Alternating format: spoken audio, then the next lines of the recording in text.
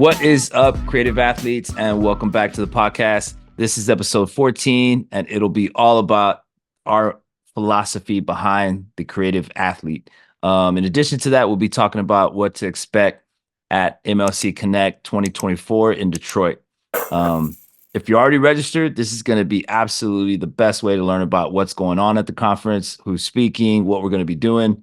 If you haven't registered, what are you waiting for? There's about 30 days left. You absolutely need to do that soon. The annual Sports Creative Conference is only a month away. It's going to be in Detroit this year at Ford Field, home of the Lions, officially hosted by our friends at the Lions, July 16th through 18th. But with that being said, let's just jump right into the podcast. I have Ross Yoshida. Ross, what's going on? What's up?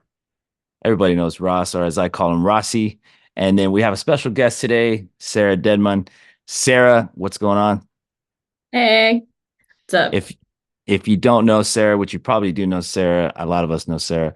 She is our director of marketing and events and operations at MLC Connect, and she is behind the scenes at Connect, and she honestly puts together a lot of what we do. So we asked her to come on and be the Connect 2024 expert. Yeah, I mean, it's funny. I reference her a lot at the conference, and I usually get yelled at when I say something wrong from stage by her. So now you know who she is. That's what I was gonna say. I'm here to just make sure y'all say the right things. And Sarah Ross also gets all of our super awesome after party sites. So she does. She does. So if you've ever had a let's good give her all time the credit for that at an because after party, we thanks, have a Sarah. great time at those after parties. Thanks, guys. Thanks, guys. Hope y'all have fun. She's also a very creative photographer and talented photographer as well. So go follow Sarah. Let's do that. No, I'm just kidding. Oh, gosh. You know what? Let's get into the creative athlete because this is something that folks have asked. What exactly does it mean? I think most people get it, but we thought it would be helpful if we kind of give you the story behind why we use that term, what it means to us, and why we put it on caps right here. So just really quick, well, I guess not really quick. Let's just actually talk about the words themselves. What do they mean? What's the meaning behind, putting creative athlete, that juxtaposition and kind of that type of mantra that we put together. For us, or for me, I think it's really two worlds colliding. It's this world of athleticism and creativity coming together. When you're at the conference, I think you know this. If you're in pro sports, whether that's NCAA, minor leagues, or any of these active sports, racing, you just know it's all about athleticism and the athlete and the performance that goes into doing what it takes to be the best, right? And on the creativity side, it's just so similar. There's so much work that goes into it. There's so much grind into getting the repetitions, very similar to, training for something. We're trying to refine our craft. We're competing at the end of the day, even though we may not say it directly, we're definitely competing against each other, trying to be the best, trying to be first, trying to make a mark on the industry, and trying to go home with the win. So those two words combined really are just kind of the genesis of your creative athlete. And we'll go a little bit more into that, but I just kind of wanted to share that and pass it to Ross or Sarah if you have anything to add. Yeah, I remember when the term got coined. It was actually the 2020 Connect, which was virtual. We were all inside because of Connect, and I mean, and because of COVID. And I don't want to compare COVID and Connect and put those two in the same realm there, but sorry. That's where it came about. I remember we even had hoodies that at first said design athlete, and people started asking us about those, and I think it just really resonated with people. It resonated with people that attend Connect because, well, first of all, we're a sports creative conference. So all of the creatives that attend Connect, actually, most of us at one point or another were athletes. So true. At Yeah. varying levels. I know we even have a lot of like former D1 collegiate athletes. We have some that even played pro sports. We've had some very memorable guests that have been in the pro sports realm. So it's just like that crossover. Um, it just really stuck with people, and that's kind of like just what we've coined as us now, basically.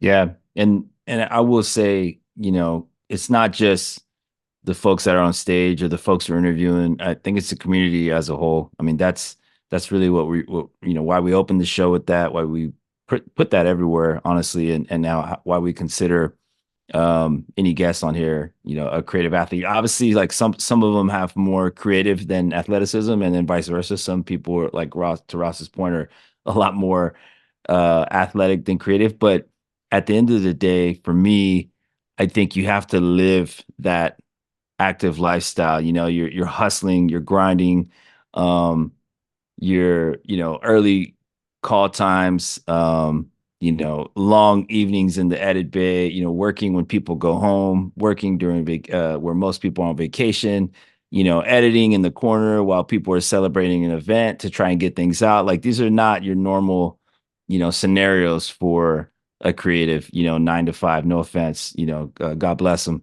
But these are more scenarios of someone who is relentless, right? Super passionate about sports and fandom. So the creative athlete is that it embodies, you know, understanding that our customers or fans are just on a whole nother level, right? I mean, it's just you really can't compare Yeah. a transactional customer to a sports fan. Those are just or a season ticket holder or a lifelong um,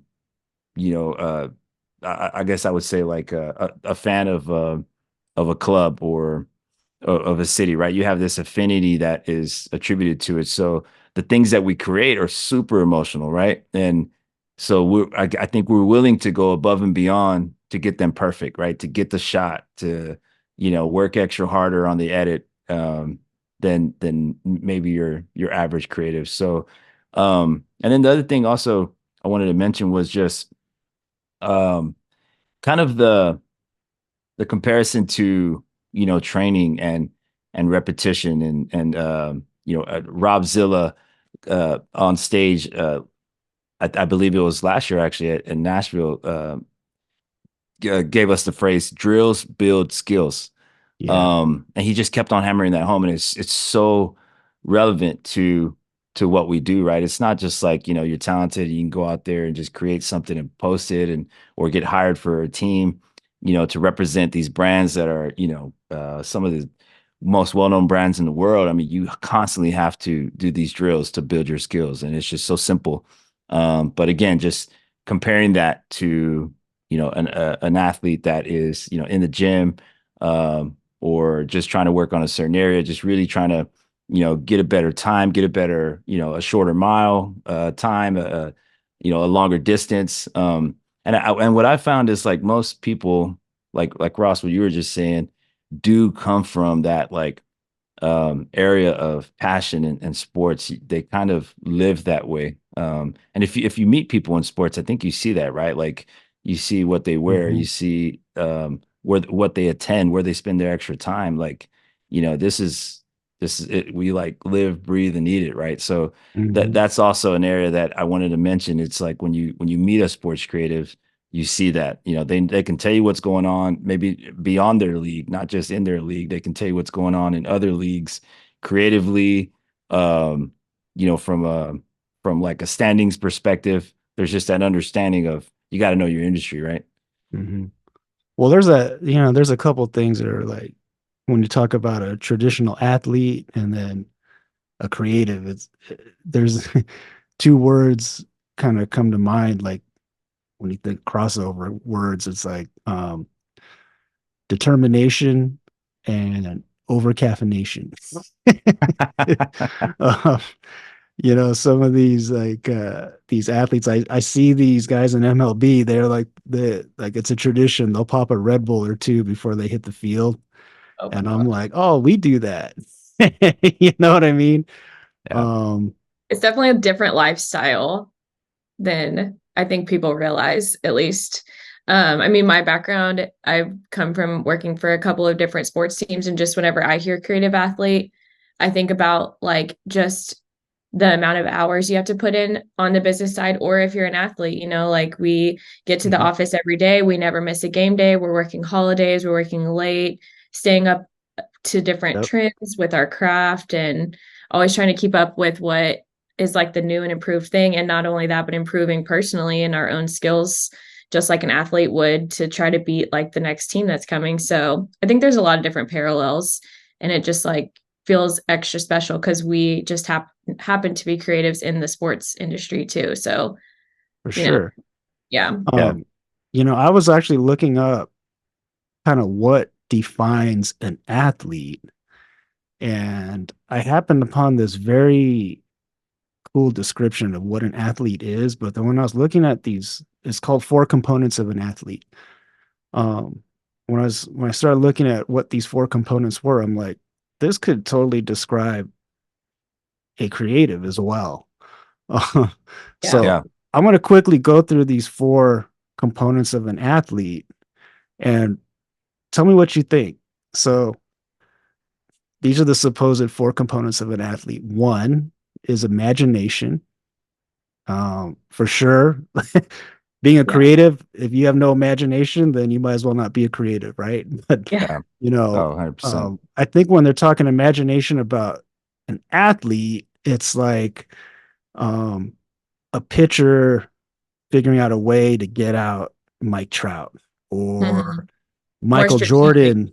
Yeah, like improvising in the air. That Yeah. definitely takes some creativity. Two, determination, kind of what I just spoke about. You're talking about these long nights in the edit bay or, on your MacBook designing something. You are going to get that graphic done. You are going to get that motion graphic, that video. You are going to knock it out. I mean, that takes determination, right? Yeah. For Uh, sure. Three is perseverance. Um, hey, Chris, you and I have been in this industry for a long, sports creative industry for a long time, going on like 15, 16 years, maybe more. Um, how many times did you want to just be like, I'm done with this? I mean, it does take perseverance. There's a lot Yeah. working against us. For sure. You know what I mean? And then the last one was, of course, physical movements. And it's funny because when you think of the average creative, you just think of a person on a MacBook, uh, knocking Not out moving. something on Photoshop, right? You Yeah. know, Hunched over. but I'm like, no, like even when you are, building something with a pen tool or something, an illustrator, that is a physical movement. That is a skilled movement, right? Yeah. Also, shout out to our guy Cato Cataldo. But I just remember seeing him shoot stuff at that conference in 2020, and Mhm. I'm seeing this guy like rolling around on the ground. I'm Anything seeing for the him shot. like, yes, he is crawling underneath things. He is climbing things. He is like doing all kinds of physical stuff as a shooter.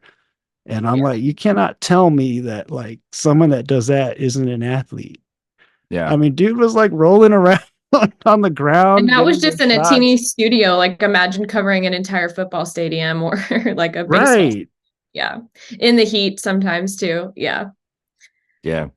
Yeah. So I I think it definitely, just it just it just fits. The Yeah. term That's a creative cool. athlete just fits. that's a good breakdown. Yeah. Mhm. Yeah. I definitely agree, with the movements. I mean, honestly, what you just said, spot on, man. If you have a camera in your hand and you're, monopoding it or tripoding it, you just ain't doing it right. Don't get me wrong. There's a time and place for that, but in sports, there just really isn't. You have to stick and move, right?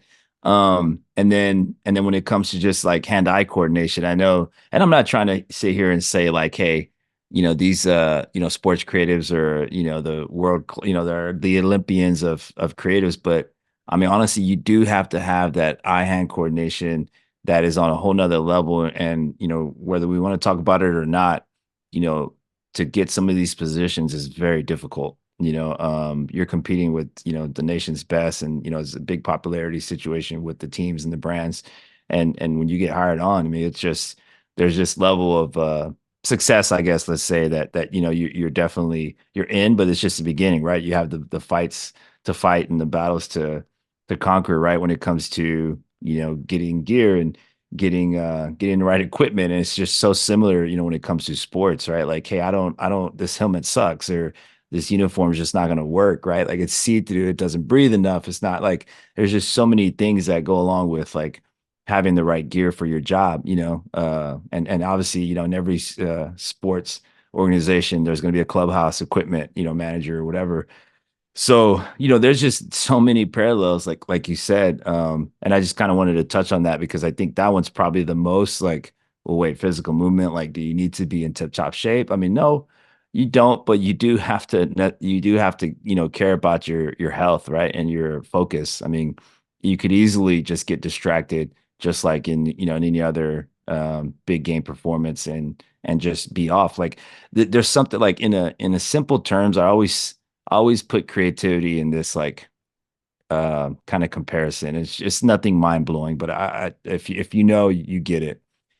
Um, Imagine going to work and someone just saying, "Hey, when you come in today at 9, I really need a lot of good jokes. I need you to make me laugh. Like, I just need it. Okay, the next day I need you to do that again. Like, hey, as soon as you come in, just make me laugh. Like, give me some good stuff, and then hey, and then the next day and the next day and the next day. And it's like it takes a lot from you. You can't always be hilarious, right? You can't always be funny. And it's like that with creativity, right? We have ebbs and flows, ups and downs, and you kind of like you cannot, it's very difficult to be creative consistently at a pro level, with very high stakes, with your end product getting judged online, with your so many Mhm. stakeholders, when it comes to sponsors and internal stakeholders and approvals. Like, to be able to do that day in and day out, it's extremely difficult. And if you work in sports at any of these levels, NCAA, pro, amateur, that the frequency here is relentless, and you do Yeah. have to have incredible like grit and determination to be able to turn it on when you get in. Kind of like how you said, Ross. Like, you know what, I'm going into the office, time to turn it on. It's I'm being paid to be creative. I Well, can't have an off dude, day. It's the I same think with an athlete, like you know, especially with baseball, guys get hot, they go in slumps, like it's the same thing. They have to come up every day and be athletic and be in shape and do their job just as well, too. So it's like such an equal parallel there, I think. for sure. I mean, I think you would also argue that we never turn it off. Hmm. Like, yes, we have to focus our creativity a little more sometimes. When we get in the office or get on site, we have to, hone that creativity maybe a little more, but it's one of those things, it's one of those livelihoods, very similar to being an athlete, in many ways, in that you don't turn it off. Like, your creativity doesn't turn off. Yeah, You might be off work, you driving home, and you'll see a 100%. sign, or you'll see, just how the clouds are that day, or you'll A see something commercial. that Yeah. clicks something creative in your mind, and it doesn't turn off, and it's hard to explain to someone that has a job that they can easily turn on and off, that, oh no, like, we might be more turned on, like in tune during work hours, quote unquote, but actually it never turns off. Like, how many ideas have you gotten while you're like about to go to sleep, or you're in the shower?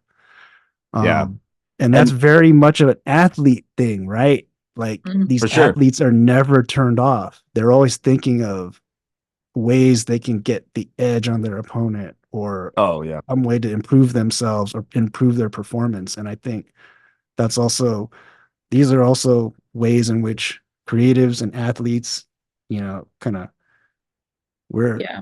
married by that term, the Yeah. creative And not to athlete. mention just like the raw talent that it takes to be a creative and Oh that yeah. athlete, you know, like that's not something that can necessarily be taught.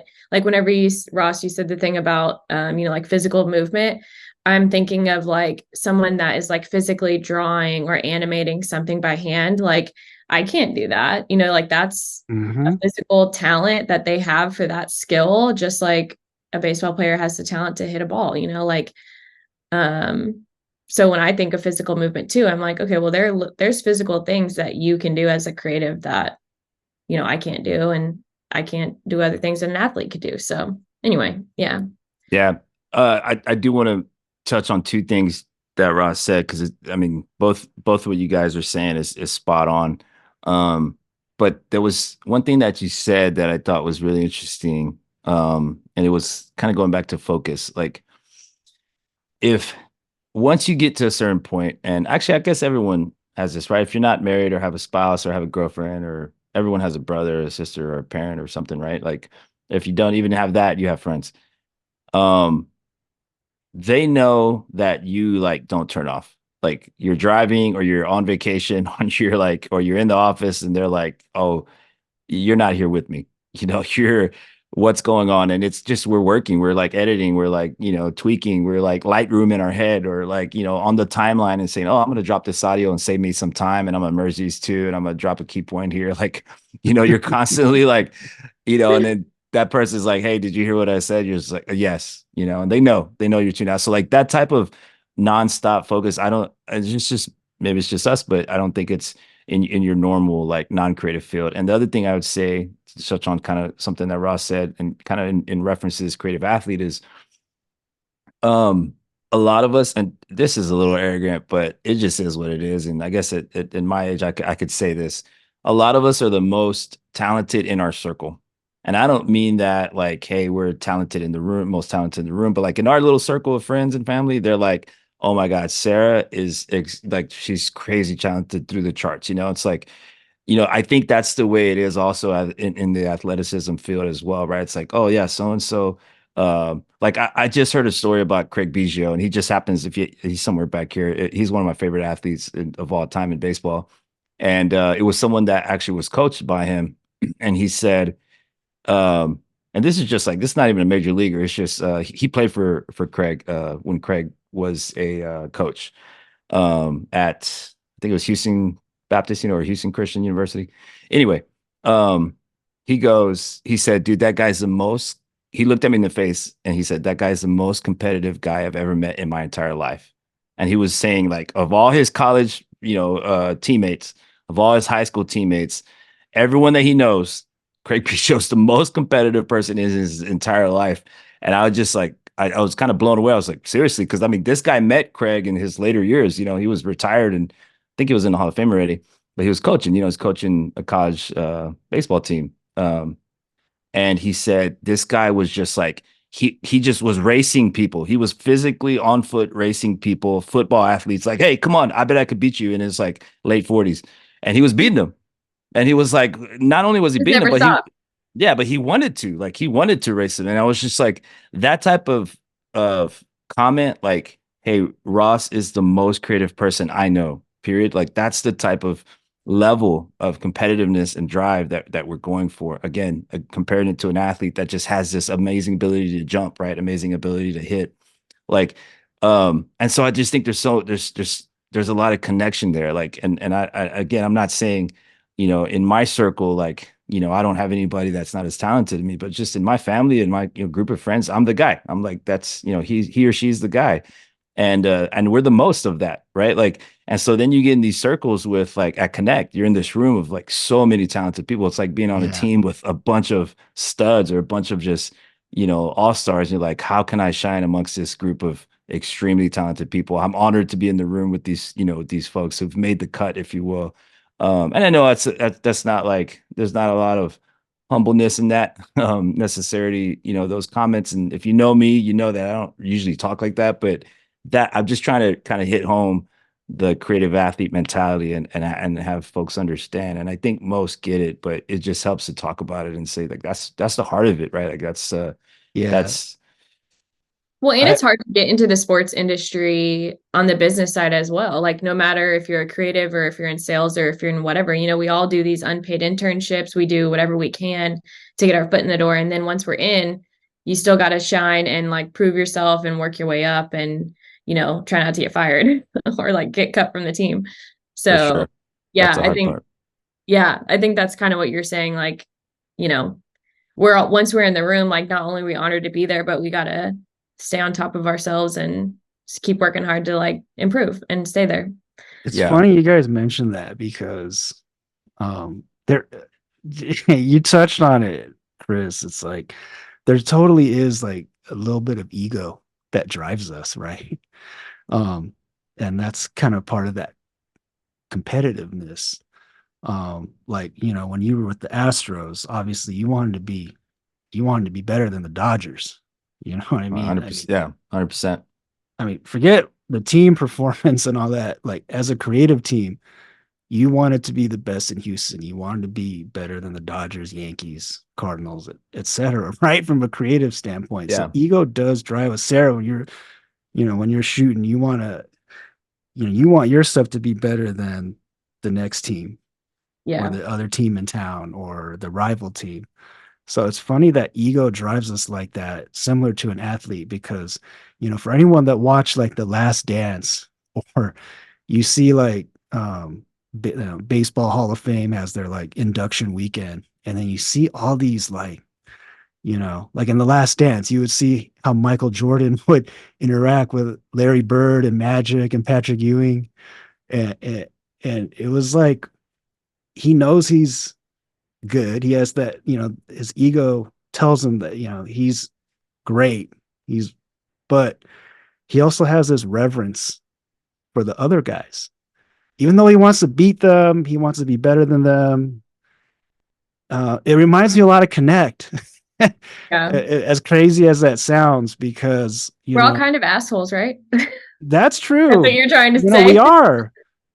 But when I see like Insung from the Braves, or I see Warren from the Rays, or I see a Todd Radom, or I see a John Contino, or a Rob Zilla, I'm just like, even though I have my own ego and I want to like be as good or better than those guys, like when I see them, I'm like very reverential. You know what I mean? Like, Like a Yeah. respect thing. yes, you have to give them that respect. Yeah, you give them their flowers, as Yeah. the kids say now, Yeah. Mhm. and Cap it's tip. like, man, I just really admire you. I really just love everything you guys are doing, man. You guys are just kicking ass. And inside you're like, but I want to be like better than them. Yeah. It Yeah. just kind of reminds me of that. It just, maybe that story doesn't relate to creative athlete, but it Connect to me is very much like the Well, USA Dream Team from '92 getting together and just like And talking all of shit us with each pushing other. each other to be better and reach those like higher goals. Like if it wasn't For for sure. like the better creatives out there, none of us would be motivated to try harder because we'd all just be yeah. complacent. So like, Absolutely. Yeah. yeah, Absolutely. And we love, Uh, and that's why we love all of our fellow creatives, like all of our, they might work for a rival team, or they might work for another team in town that you're trying to be better than, but it's like it, even though our egos are there, like it's all love that connect. And I guess yeah. you know It's like in Miss Congeniality. Oh my gosh, you know what I'm talking about? I know you. the exactly fact that like you that, Sarah. Just yeah. I'm sorry. She's like, I'll have to I watch uh, know it. we I'm gonna all have to. I'm gonna have secretly to hope. watch it again.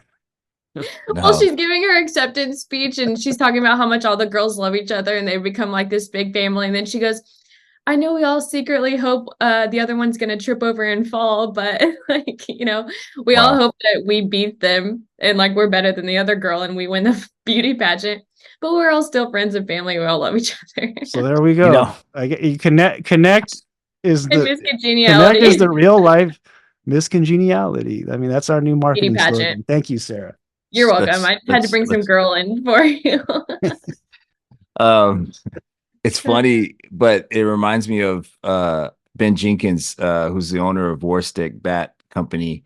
Um, when he spoke at Connect, before he came on stage, we were kind of having a sidebar, and he was just one of the things he said that really I never forgot was he goes, "Man, this is crazy. Like this room is so crazy." And I thought kind of he was talking about just all the high level athletes. I mean, I'm sorry, creatives that were in the room, and just the brands that were represented. And he was just like, "Dude, you got this is like being in a camp with all your like enemies. Like this is just." He's like, this is like sitting It down at a is. table with the warriors that you're about to go to battle. And if you know Warstick's motto, it's battle, like battle ready, and that's they're very much about the warrior and the weapon. And he was just, which I didn't know that at that point because Warstick was just in its kind of infancy, and he was just like, this is wild. This is like how can you not just go over there and want to like punch one of these guys?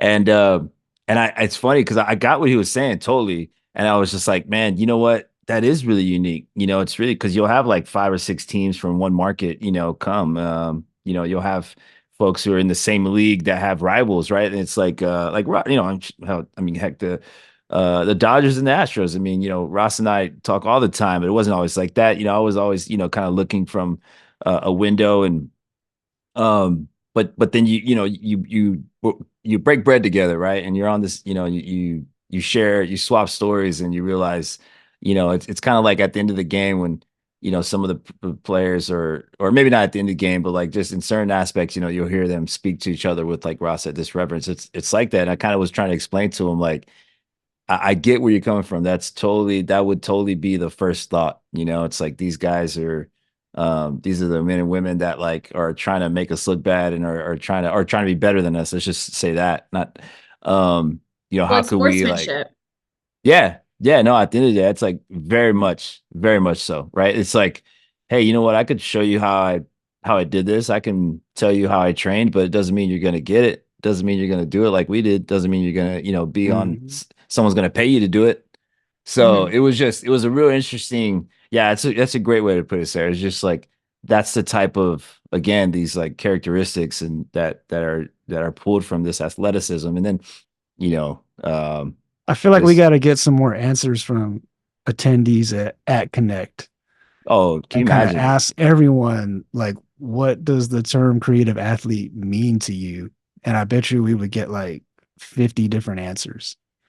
Yeah, it Yeah. hits on so many levels. I mean, we've talked about so many things here, but there's probably way more ways it could be interpreted. Absolutely. That would be Yeah. But we cool. talked about the conference a little bit, like things we experience there, people we meet there.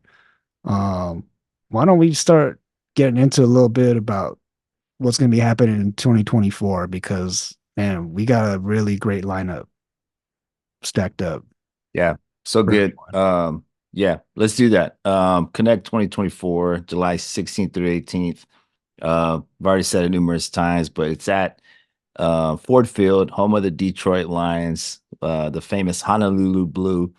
Um, and obviously in Detroit, Michigan, which is just Detroit's just a whole nother city now. I mean, unless you see it and experience it for yourself, I mean, it's just one of the most innovative places. I think globally it actually ranks in innovation. I mean, it's crazy the amount of innovation and investment that's happening there.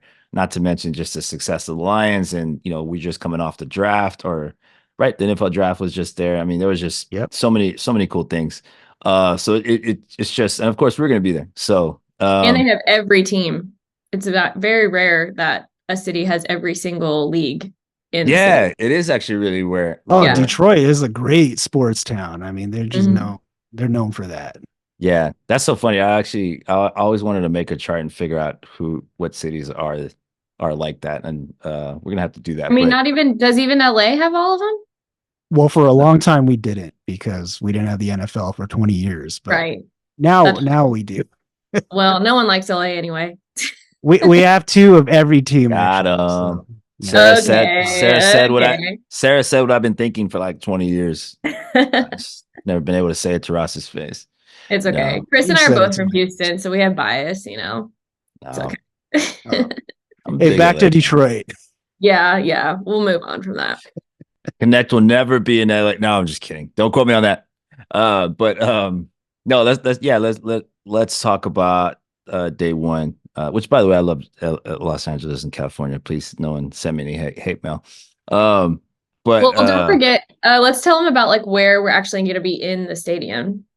yeah, so I honestly would say one of the probably definitely, I don't want to say the best view, but it probably is going to be the coolest view that we've had. I mean, we're going to, behind the speakers will be a massive LED screen, but then behind that would be the backdrop of the actual football field. And I mean, it's just, Man, yeah, it's going to be beautiful. I mean, really cool backdrop. We're going to be in the atrium of their main entrance, and having the football field as the backdrop is just, there's just not many spaces that are like that. And I would, like I said, it's probably one of the coolest POVs that you'll get since we've started the conference. But yeah, I mean, it's gonna be 3 days of educational talks, crazy inspirational leaders kind of sharing their process, and we'll get into that and who and what. And then just world-class networking. Like if you're not talking to your peers or meeting folks that are in your league or in other leagues that are doing what you do, I honestly feel like I could safely say you're doing it wrong. You're living in a under a rock. Like it was everyone that I've known that has really connected with other peers face to face. Not via email or whatever, just actually asking those hard questions that, you might not want to put in an email, or you might not be able to be free to say on a big call with 10 people on the Zoom. It's like, hey, by the way, how the heck did y'all do this? Like, what did y'all use? How long did it take? How'd you get it approved? Like all those good things.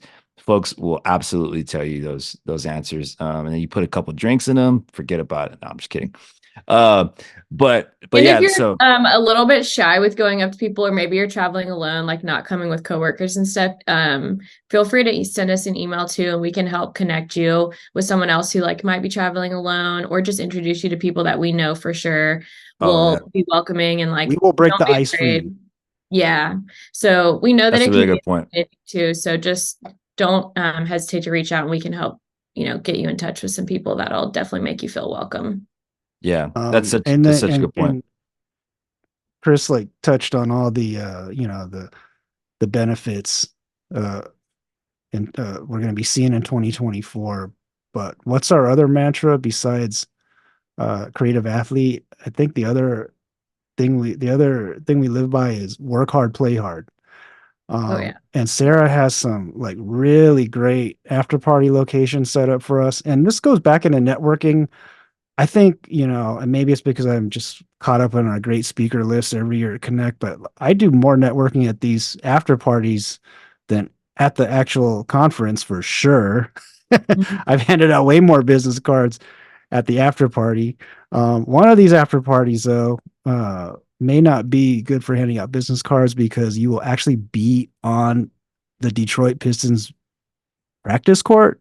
Is that what it is, Sarah? Yeah. Yep. Yep. Well, let's tell them about the welcome mixer first. How about we do that so we stay in chronological order? Oh Okay. yeah. Well, I was just So thinking, no one's gonna be tearing their ACL at the kickoff party, but Well, we're gonna make you sign a waiver just in case. okay, that's true. uh well, yeah, I can touch on the mixer really quick. So Detroit Shipping Company, one of the things we try to do is make sure, like, if you're gonna go to this town, and you're gonna step away from your ball club, and you're gonna really invest in us. We're going to try and invest in you. And this place is just kind of the epitome of Detroit. It's, urban, contemporary, artistic. It's shipping containers that are all combined with cool lighting, and just a really kind of personifies Detroit in itself. So it's a really cool venue. It's open air. Of course, we'll have some spots and places to relax. But just check it out online. Just click around, you'll see it. It's a very cool spot. It's a very short drive from downtown where we're going to be, and that's something we always try to make sure of. Is just like, we're not asking you to go across the city or go to some no name hotel that you've never heard of. Like, these are spots that are the it places to be. We'll have some bites. They We'll have some also drinks. showcase like a lot of local artists. It's kind of like an art gallery. I think they even have like someone Oh, who has a little shop inside uh Hmm. the facility. So like his home shop is there, but then they showcase local artists. It's like got beer garden vibes. Like Chris said, like open air, all built out with all with all these metal shipping containers. So it's definitely a cool vibe. I think Yeah, everyone's like it. definitely art gallery vibes. I should have mentioned that. It's all local artists too. Extremely diverse community as well. I mean, of course, Detroit is, so of course you know that the artistry community is going to be represented like that. And then the one thing I'll say as far as a tip goes, I would not miss the mixer. This is like the best place to Oh start. I'm no. sorry, the welcome mixer. The best place to start. Get a few, contacts and make a few friends. That way, the next 2 days are just super impactful. We'll have name tags so you don't have to figure out who's who.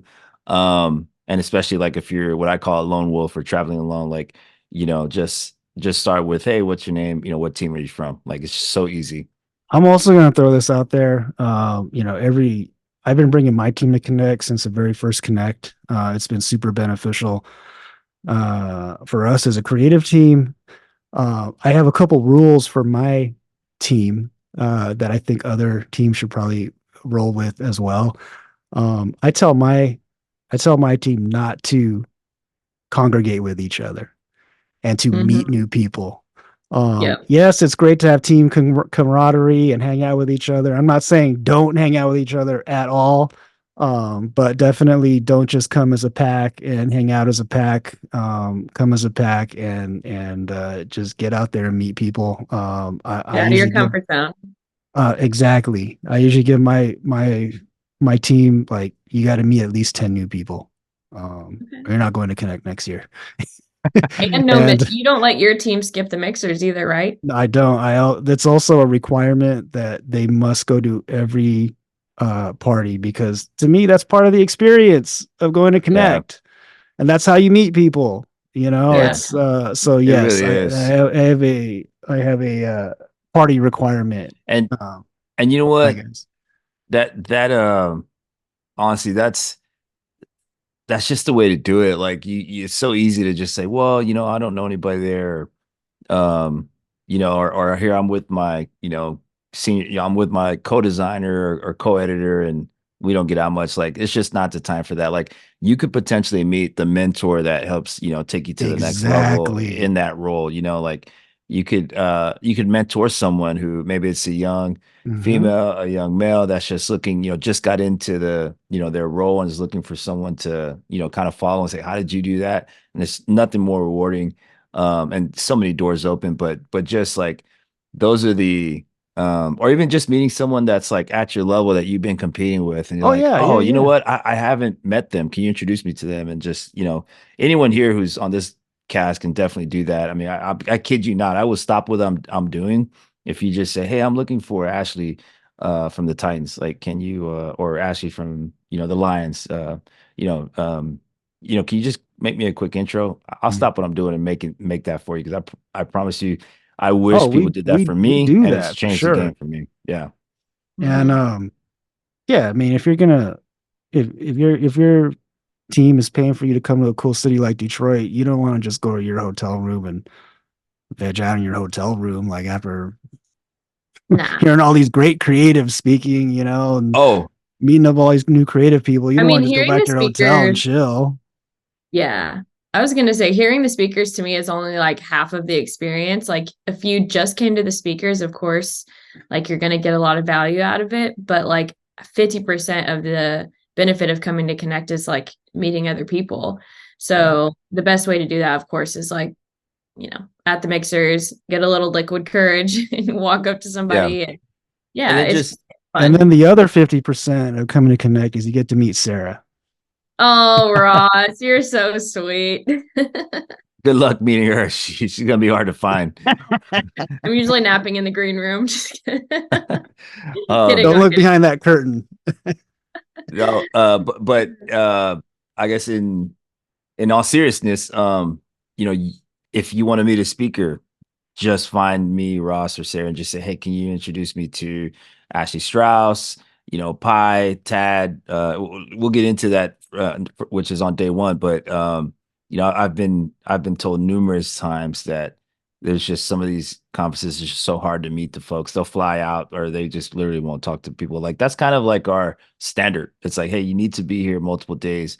You need to offer Mm. your, everything that you're offering on stage on the floor. And And that's all just of our a Yeah, go Go ahead. ahead. I No, was no, go just for it. gonna say all of our speakers are like so excited to do that. I have Yeah, Mhm. heard any of them say like, "Oh, I don't think, I kind of like to go hide in the green room or something." All of them are like wanting to come to the after parties with us. They're wanting to talk to you guys and hang out and like, yeah. you know. I mean, She's last not lying. year That's like a requirement when we allow them Mhm. to speak, literally. I couldn't believe last year, like Dane and DJ Ski, I think they were the ones running up and down the field more than like Yeah. anybody else at the Sound Stadium. I just thought that was so cool. So, My favorite is when a speaker is sitting in the audience for like 2 days and they don't speak till the last day, and everyone's like, yeah. "Oh man, I was sitting next to he or she the whole time." So Wednesday, the next day, 8:30 registration opens. You got to be there early so you can just have time to chat, before we start. But first person kicking off will be Ashley Strauss, the creative director for the Lions. She's actually our host, and we've known Ashley for such a long time. Crazy talented, just everything, and she's We actually been had her on the podcast, so you could go back and listen to her episode too if you want to get a preview. for sure. And she also Podcast. has the record for she's attended Connect with 3 different teams, or is it 4? I think it's 3 different No, teams, I think three. No but way, she has four. the That'd record. be yeah. Talk about it in her podcast episode. She's been around multiple leagues, multiple teams, and is just um doing a lot of incredible things and has an incredible staff. You'll get to meet some of her staff members there. Um, and also I think she was a D1 Hmm. softball athlete, right? As well. Yeah, she's a Yes, stud. sir. Yeah. So anyway, The she'll be epitome of a talking. creative athlete. Yeah, exactly. Uh, Which I was not a D1 athlete, but I wanted to be. But yeah, she'll be chatting with her executive leadership team about uniform redesign. I know everyone's going through uniform redesigns. If especially at Major League Baseball, if y'all want to complain about certain things, I won't say what, you're welcome to do it on this panel. But every league's going through this. So this is gonna be they're gonna roll out, show behind the scenes of what's how they did it. Please check out their uniform rollout. It was amazing. The not only was the rollout and I'm sorry, not only was the actual jersey itself just really unique in the sense of in comparison to other teams, but also just the rollout was just mind blowing. I mean, you had like, I mean, it was pretty much a movie. They shot like a movie, but so Ashley, Jeff, and her team will all be there, but yeah, that's just gonna be. We had to kick off with like the hometown crew. So um, after that, we'll be going to Pi, which I don't want to butcher her name. So we just call her it Pi. goes by Pi. Yeah, Got and it's better. not, and it's like I speak a little Spanish too, and it's I don't even I can't even say it, but she's crazy talented. All her friends call her Pi, and she knows this, so she likes us to call her Pi. But Pi is a videographer, um, producer, editor. She worked at um, I think she started at the Houston Dynamo. Shout out all my Dynamo alumni.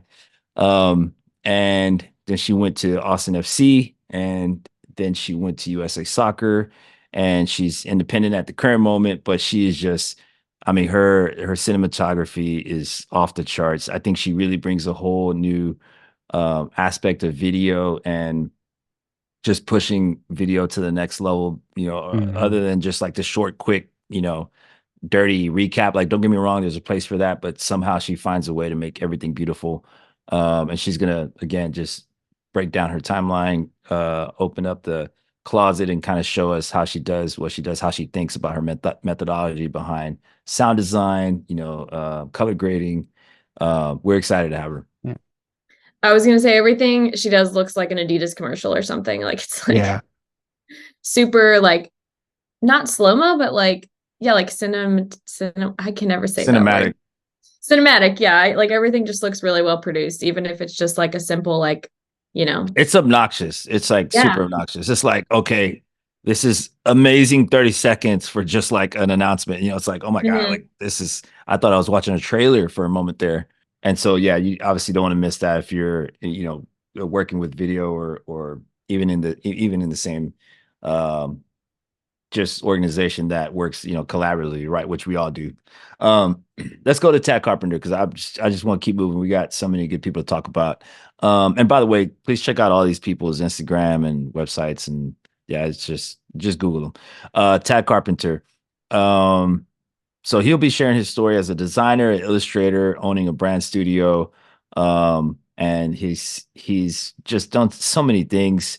He's an author. I mean, his books are beautiful. His website is beautiful. Just looking at all his work. I mean, Tad has been a friend of ours for a little while. We tried to have him one year. I think he had he couldn't do it for whatever reason, but he was just like he was probably our number one pick this year, just because we've been talking to Tad and we just couldn't make it work. But we'll be it was giving great to finally work something out with Tad. yeah We've been trying to get him for a few years now, and he is definitely a heavy hitter as far as sports branding and creatives go. So I'm yeah. excited to hear about all he's got to say. Yeah, his branding is just, I mean, off the chart. Just please go look at his website. I want to make sure and do him justice. But I would say if he had a zone, it would probably be illustration. It's probably his sweet spot. Yeah. Vector art. But I mean, across the board, super talented as far as design goes. And just a great person when you meet him. I mean, he'll be I think I believe, don't quote me on this, but I think we're going to be selling some of his books. We're also going to be giving some away. That I do know. But Sweet. I say that to say he's just such a hipster. He's so cool. I just wish I had his swag. But so that's Tad. And what am I missed? Did I miss anything there? Okay, lunch break. Go to lunch. Let's skip over that because there's so many cool things to talk about, like Aaron Cooper. Ross, you introduced Aaron. I mean, I could. There's so many things I could say, but I mean, I think when it comes to like sneakers I mean, and Aaron is just one of those leaders. and He's an industrial designer by trade. He fell into the footwear industry, performance footwear. Um, and trust me, everyone will know his work. Um, I mean, you're talking, he is basically engineered sneakers for uh, Charles Barkley, Kevin Garnett. He worked on the Zoom Generation 1, which was LeBron James's first shoe. I mean, most of us have probably actually worn some of this guy's work. So I'm really looking forward to uh, hearing hearing his story. I know he's working on a new project now. Aaron is with continuing with performance footwear in the basketball realm, and I think it's going to be something everyone wants to check out. the stuff that he's going to share, the sketches. I mean, this guy's not going to hold anything back. Specifically, he's told us that. So this is for me. I think Mhm. a lot of designers have always wanted to design shoes or any creative really, but but to be able to think about how it's built, what material is being used and how it enhances performance is a whole nother level. So I'm not taking anything away from graphic designers, but like architecture and engineering, it's just a whole nother area of a space of sports design, if you will. Mhm. Um, but yeah, that's Aaron. Who's next? My compo is a multidiscipline designer. I think if I had to put him in a category, we would call him digital designer because he's very much into computer generated graphics and just like high level comps and renders. It's super commercialized work that's like, these national ad campaigns. He'll take photography and just make it look like it's a whole nother level when it comes to, graphic design. He does have a background in other categories like photography and illustration, but digital art is his space. And the reason we paired him with Tim Tatter is if you don't know Tim Tatter, you should know. And if you don't, go look him up. His photography is just off the charts. It's extremely intricate and difficult to do what he does with lighting, with models. And he does a ton of I guess pre-post work. So it's not all like, oh, well, that was done in post. Most of his stuff is actually done in camera or with the models. And of course, he's a big commercial photographer as well. But both of them have worked with a ton of teams.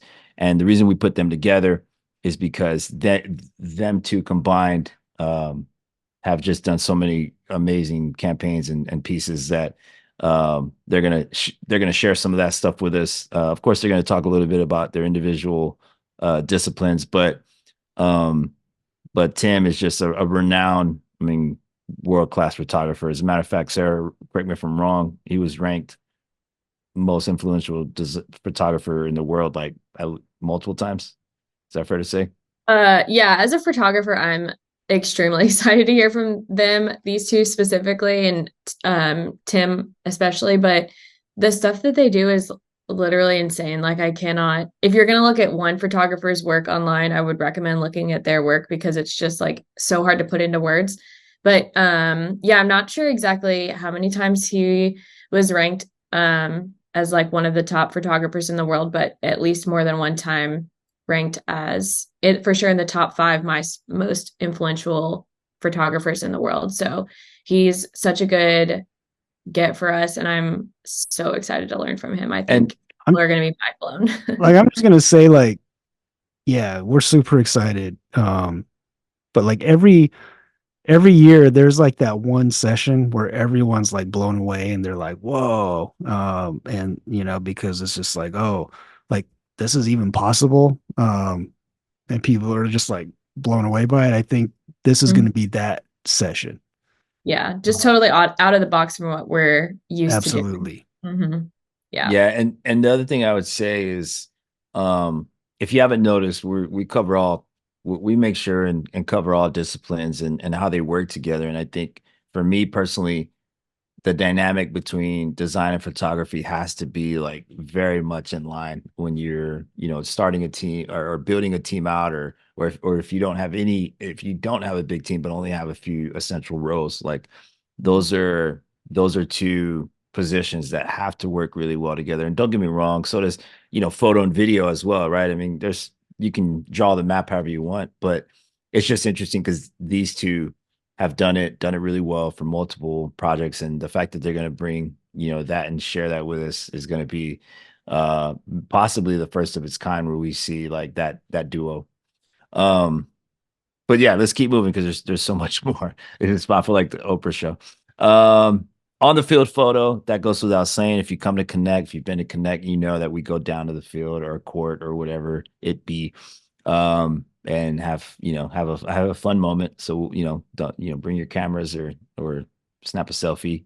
We'll definitely be doing that.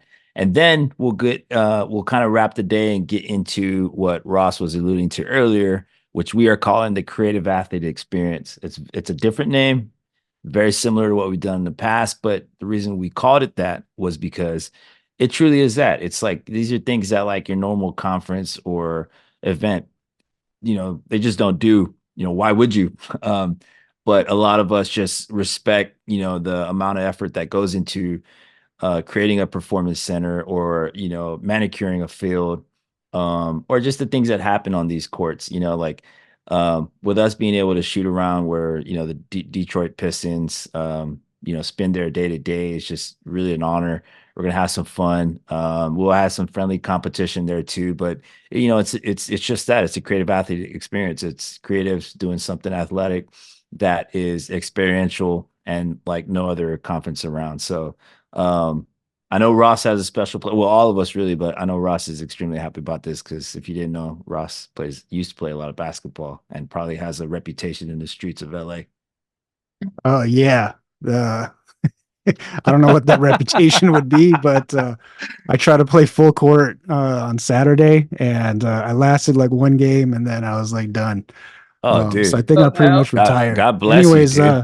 uh, I'm excited because it's like we get to go check out the Pistons headquarters, basically.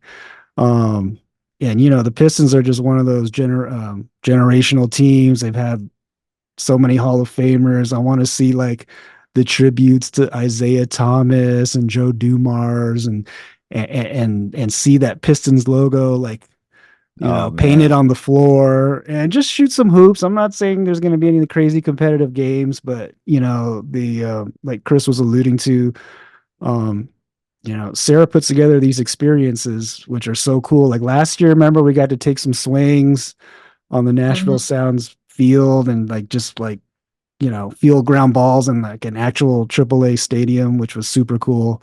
This is going to be along those lines. And I'm really looking forward to it. I mean, maybe we'll play some horse or something. I'm not going to I'm commit. so excited, and I'm terrible at basketball, but we kind of felt like, you know, we all work for sports teams, but how often do you actually get to go down on the field and like play on the field? It's such like a, we all know you can't touch the grass or like even look at the You'll court or get anything shot like if you that. touch the grass at any Yeah, stadium. don't touch the grass. Don't look at it too long. It might burn or something.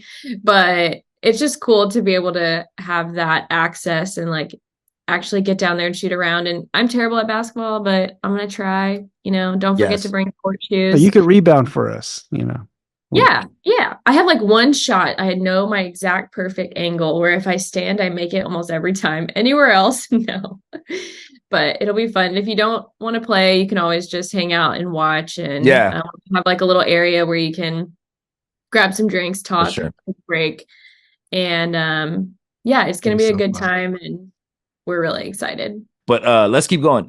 So we have Thursday with the next day, which is also equally as awesome. I believe we start that day off with a Creative Athlete podcast recording. We have a special guest. Have we announced the special guest yet? Yes. Okay. Um, well, you know what? I'll let Ross talk about our special guest. We know Christine. We've all known her for a while, but Ross has spent a lot of time with her, and I think knows her kind of career a little bit more.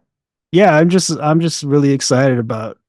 Well, one, we're going to be talking to a real friend of Connect, Christine Zambetti, who is with the Titans now. But when she first came to Connect, she was a very young designer working for the Arkansas Razorbacks. I don't remember what year that was. It was in Houston. Um, but I remember meeting Christine at that time and then, just following her career.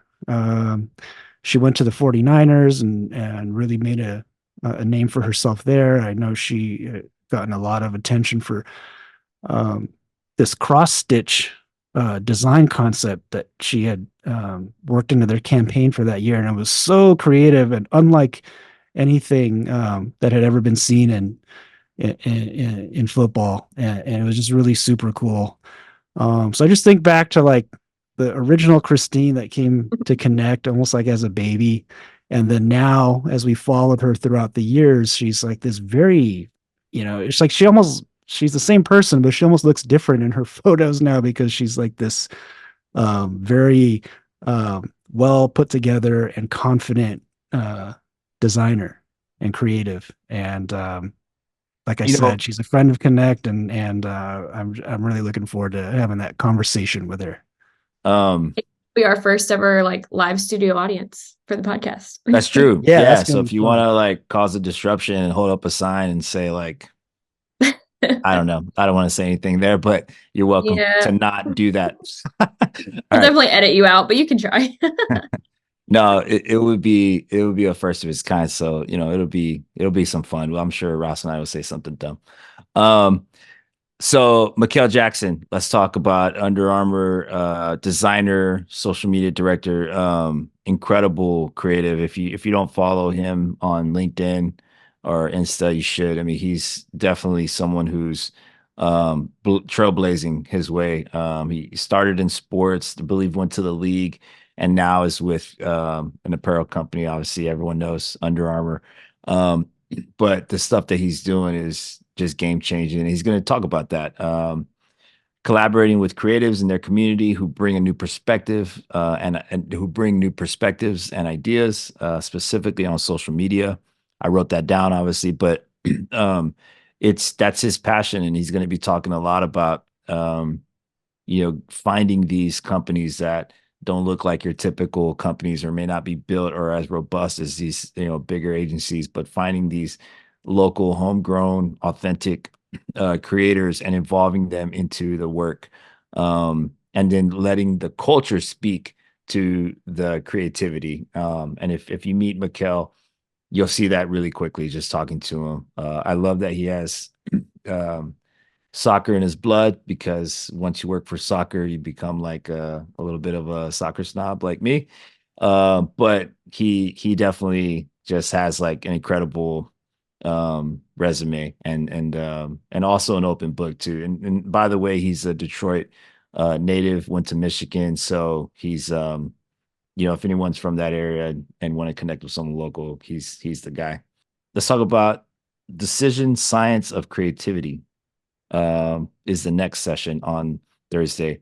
Sarah, you want to start that off, and then I'll kind of elaborate on some of my thoughts on that one. Yeah.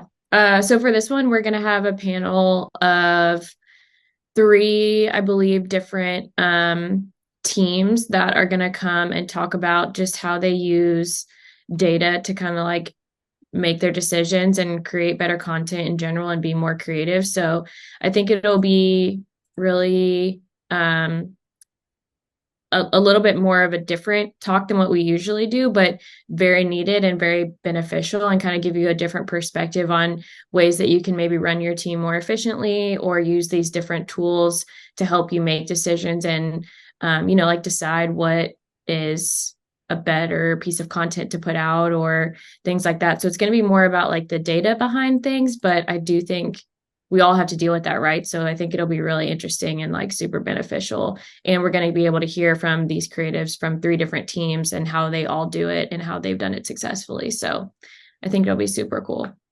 And just to add to that, having three different folks from three different teams, I think really takes the like bias out of it, right? It's not like three people from one team talking about the tools they use and the philosophy they have. It's like three different organizations sharing how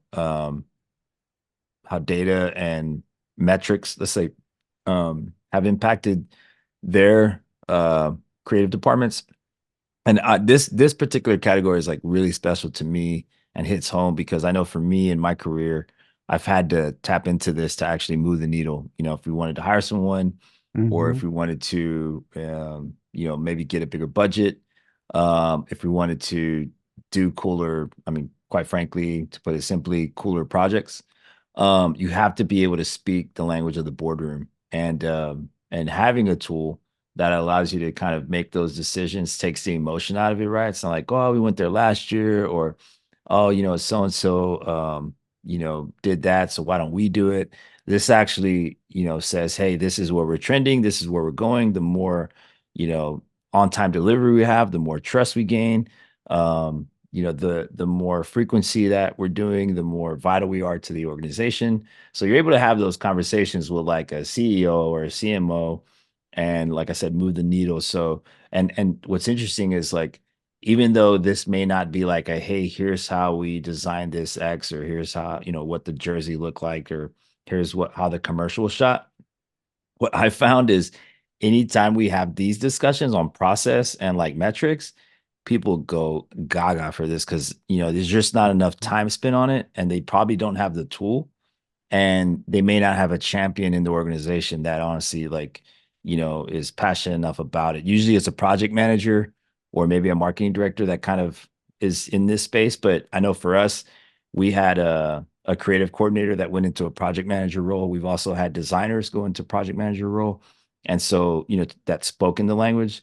But those reports have, like, hands down, anyone I've talked to who has like tracking mechanism, completely changed the game for them. So anyway, I do want to mention that, because I think that's kind of a stigma. It's like, oh, this one's on process, so I want to be inspired. Like, no, you need tactical stuff to go back and to be able to say, um, hey, here's what this campaign did, here's why we did it, here's how many we've done, and here's our delivery accuracy of it. Like, that's a game changing dialogue there. um okay, let's keep moving. Couple more. Lunch break, we'll skip over that because that's an automatic, but I will say, find someone when you do go to lunch that you have just met and invite them. No one, rarely is someone going to say no. If they do say no, it's going to be like, why don't you come with us? So please spend lunch, networking as well. But let's go to Akshay Ram, who is a product manager for Adobe. And man, that's such a interesting title, and it doesn't say um, enough about what he does. But he's also a former designer and I believe creative director for NCAA. I think it was Syracuse. Might be wrong there. But so he knows the language, knows the software, has worked with, athletes and media day, but is now like evangelizing products at Adobe, specifically some of the brand tools that come with it that honestly we don't take advantage of enough, or as they call them, CC libraries or Creative Cloud libraries. But if you don't know who Akshay Ram is, please follow him on LinkedIn. And his posts start to like get you to really think about things, and he'll mention a feature that maybe we don't use enough, or he'll kind of champion a post that someone else did, and then he'll break it down, what they used and how they did it. Or he's just like a great creative professional overall. um and so I think he and I met at South by Southwest conference in Austin one year, and I've been able to follow his career, and he's doing really cool things. Super passionate about creative, about software. And as he put it, he's helping now shape the software products that he used. And that's really unique in Wow. itself, right? Yeah. So, for folks who, are interested in the like user interface and the, what the product offers and why doesn't it do that? I mean, you could probably raise your hand in this session and he'll tell you kind of the insights behind it, or maybe even take that back home to Adobe and make a change. What am I'm I Yeah. super missing on that? excited to hear Akshay speak because I actually follow him on Twitter, and I know he's going to be hitting on CC libraries, and that if anyone that knows my workflow, I'm a big proponent of libraries, and I know people have been starting to really jump into libraries a lot more now. But Mhm. I found that libraries have really helped me and my team's workflow. So he's going to probably show us some stuff that we didn't even know was possible. I think that's going to be super cool, and I can't wait to hear this. Yeah. Yeah. Yeah. Akshay is, honestly, like Ross mentioned, he's a good follow. This dude is crazy active. I think he has to be, right, because he's in this space. But um, like I said, he's just an extremely well-rounded professional, and he's always has a smile. So he's going to be someone, again, like bring your questions, grab him after the session, or find him before, because he's actually on the second day. Then we'll go into league breakouts. That's new. We'll be breaking out into leagues. If you don't fall into one of like the major league categories, we'll put you in a kind of like a miscellaneous league. And you'll trust me, you'll find plenty of folks to connect with and swap stories and compare tools with. And the goal here really is to just connect folks in their league. We're going to be talking so much about just creativity, disciplines and best practice and case studies. But when it comes to actually your league and your sport and the, pain points or issues that you're having that you want to share with, folks that are like specifically in your league, this is the opportunity to do that. We'll have a general agenda for it, but at the end of the day, you're really welcome to just solve your own problems. We know between jersey rollouts, court designs, league, new league kind of mandatory things, and internal struggles with different capabilities and budgets. Like these are the conversations that you can say, hey, at your team, how did y'all do it, and then take it back to your actual organization, and not have to, don't get me wrong, I think being able to say, X team in this league did it, let's do that. But here you'd be able to say like, hey, this team in our league did it. Now we're behind. Let's do something better. That type of thing. So league breakouts are going to be, unique in their own, kind of in their own right. And not to Um, mention it's just an easier way to network and meet other people in your specific league. Like when you're in the at the networking mixers or whatever, it's hard to find specifically someone that works in the same league as you, or maybe you even want to find like some specific person. So this is an easier way just to network and kind of break it down into smaller groups and make approaching someone a little bit easier. So I think people have always asked for this, and we've kind of implemented it in some ways, but I think this is the first year we're being really intentional about like breaking people out into their specific leagues. And I hope that everyone gets it or finds it really valuable. I think they will. Yeah, totally agree. Um, let's go into Justin Wright, one of the last sessions of day two. Um, Justin Wright, art director for the NFL. He's done. He's just another person that has just done these mega events, these branding packages, these logo identities for um well, specifically for the NFL. But Ross, I'll let you touch on Justin a little bit. I mean, he's also one of those people that, his work's not hard to find. Just follow him Oh online. yeah. But just wanted to Hey, see if you can speak a little bit about just his branding identity packages and all the yeah. work he's doing at the NFL. Justin's been a friend of Connect for many years. And like you were alluding to, and this guy's worked on some of the biggest graphic packages you could think of. I know he started with branding giant SME, did some great work there. Then was with the NHL for a while. With the NHL, I mean, he was branding stuff like their stadium series and their winter classics, just real like high level stuff at the NHL. And then finally, now he's with the NFL. So he's going to talk to us about. I mean, I don't think there is a bigger branding package in sports than the Super Bowl. So he's going to be speaking to us about that. I'm really excited. I consider Justin a friend, and he's really cool people. And I think a lot of people are going to benefit from hearing how this guy's creative mind ticks. Yeah. Um, Yeah, no, I just want to add a few more things to that. I mean, Justin's pretty open about his process. Like if you follow him on social or LinkedIn, he's very proud of his work. And he's on an extremely talented team. I'm sure he'll share that. As a matter of fact, he does that a lot online, which I love. He's always giving kudos to everyone involved. It's Yeah. so easy just to kind of like take the credit and say, yeah, that was me. But he's constantly just giving the love, sharing the love around to his squad.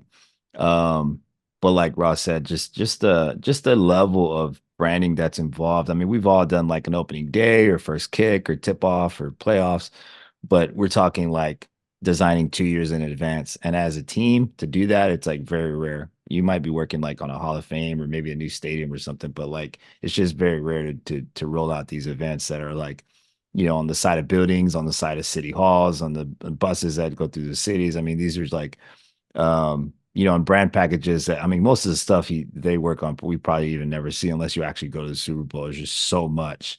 And not to mention all the digital stuff too and broadcast, um, but just the level of intricate packages that he's going to be sharing with us is just, again, it's going to be kind of I guess the way how I would put it is what makes the speakers that connect so unique. Like they're showing you things that they would not usually be able to show. They're showing you things that um you'll never get an opportunity, even if you were in the presentation, to see and just hear behind, hear the thoughts behind how it was put together or what were the obstacles.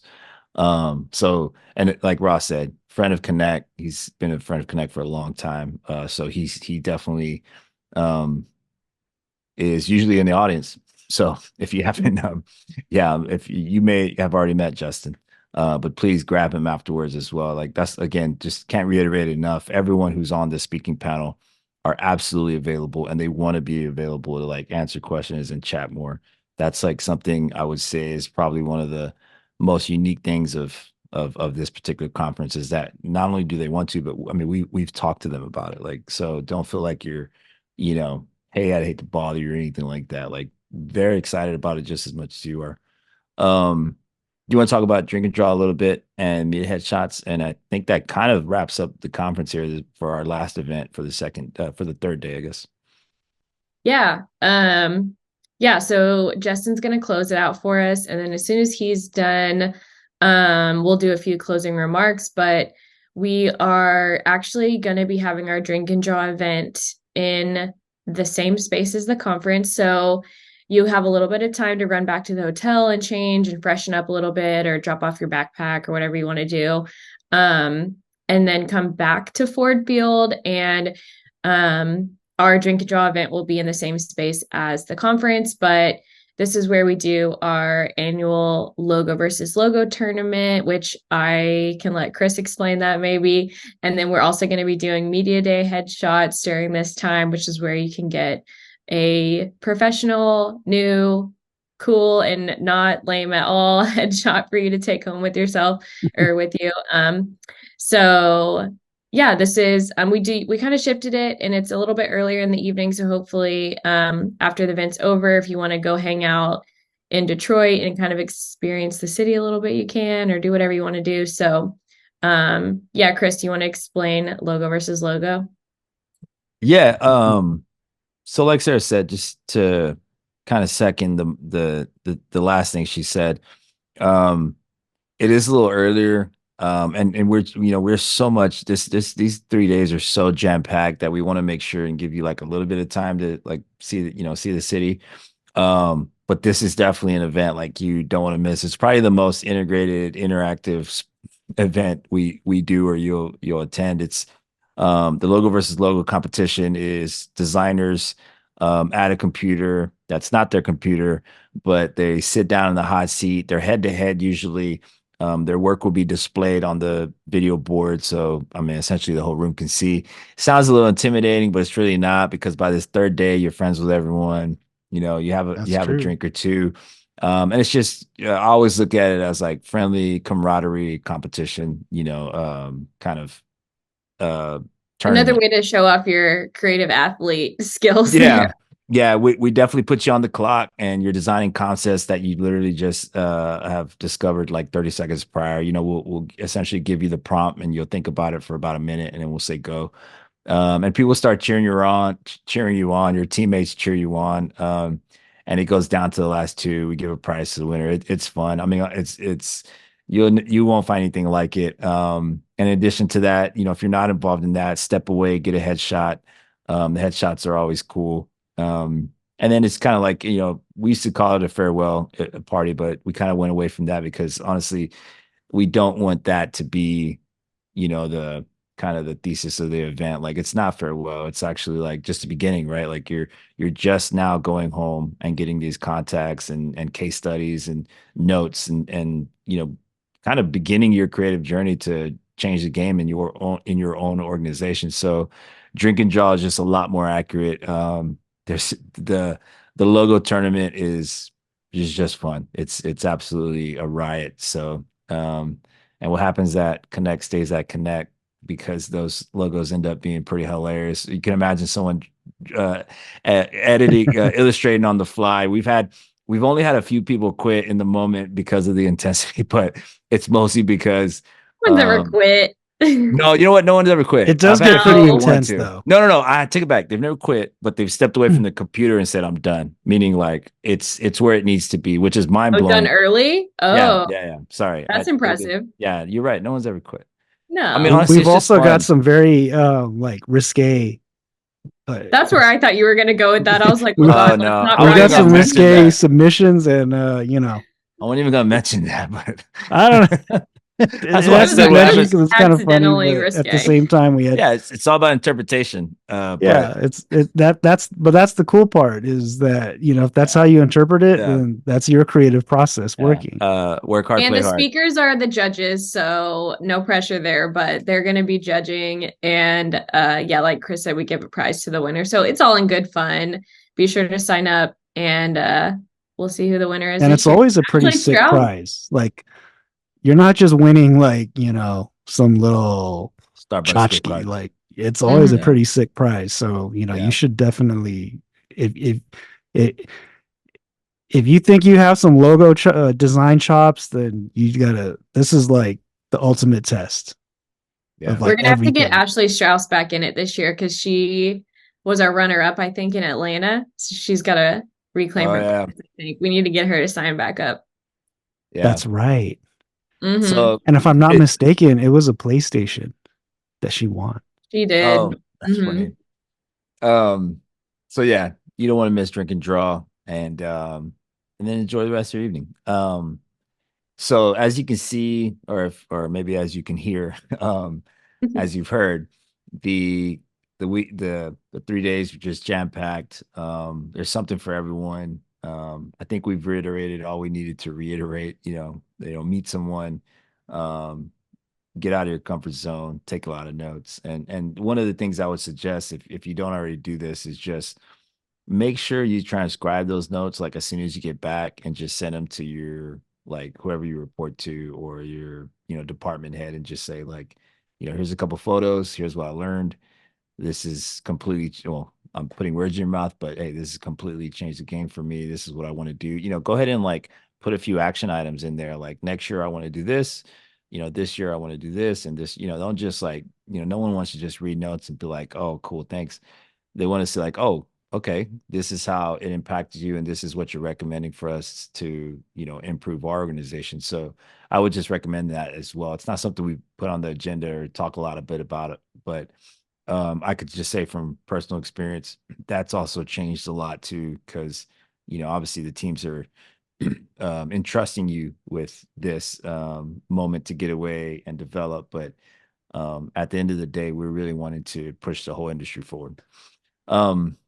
So cool. With that being said, I think we can wrap this episode. I appreciate you staying on as long as you have and letting us bant and go back and forth, argue, and talk about these speakers a little more. Please go in and on our website on the mlcconnect.com, you can click on their headshots and it'll take you to a lot of these links that we've referenced.